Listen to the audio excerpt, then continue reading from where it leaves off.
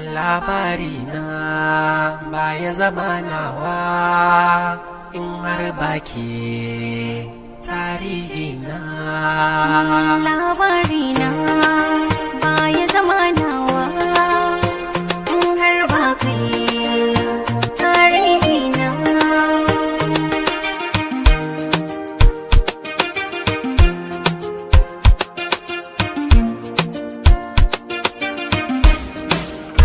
Labari na bai taɓa cika in har baki shalele na kaunar ki nake ta daban ceke ke ce mota sauran yan mata kuma keke tazarar ku da nisa har abada kin shiga raina.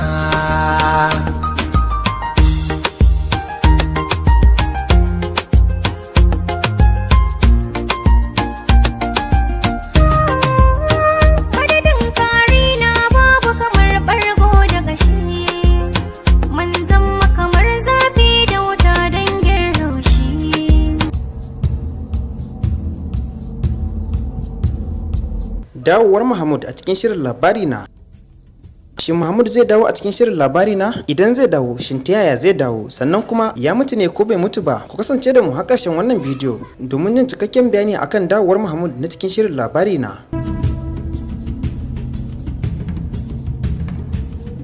Jama'a assalamu alaikum wa rahmatullahi ta'ala wa barakatuhu. Barkanmu da wannan lokaci, sannunmu da sake saduwa a wannan tasha mai albarka. To kar ku manta idan wannan shine farkon zuwan ku wannan tasha, a daure a danna subscribe sannan a danna kararrawa. Sannan kuma ku taba alamar like akan wannan bidiyon. Haka kuma ku tofa albarkacin bakin ku akan wannan labari na cewa Mahmud na cikin shirin labari na zai dawo. Shin ya za ku ji idan aka ce yau ga Mahmud ya dawo? Sannan kuma ya kuke gani shirin labari na zai kasance idan aka ce Mahmud ba mutuwa yi ba, sannan kuma ya dawo a cikin wannan shiri na labari na? Ku bayyana mana ra'ayinku a comment section yanzu. To tun bayan da aka ce Mahmud a cikin shirin labari na ya mutu, wanda mutuwar tasa ta zo ne kwatsam lokaci daya a cikin wannan shahararren shiri na labari na din, kamar yanda dama wasu daga cikin masu kallo sun sha tunanin cewa hakan na iya faruwa na cewa Mahmud fa ba mutuwa yi ba shine ya mutu ba, an yi musaya ne a asibiti ko kuma wani abu makamancin haka. Duba da yanda mutuwar Mahmud din a cikin wannan shiri ta zo lokaci daya, ma'ana kwatsam, to tabbas hasashen wasu daga cikin yan kallo na kokarin zama gaskiya fa, domin kuwa kamar yanda muka gani a cikin shirin labari na wannan satin mun ga inda aka yi wa Sumayya text, ma'ana aka turo mata sako da wata lambar kuma ta America, wanda kuma an turo mata a layin da ba kowa ke da shi ba sai Mahmud,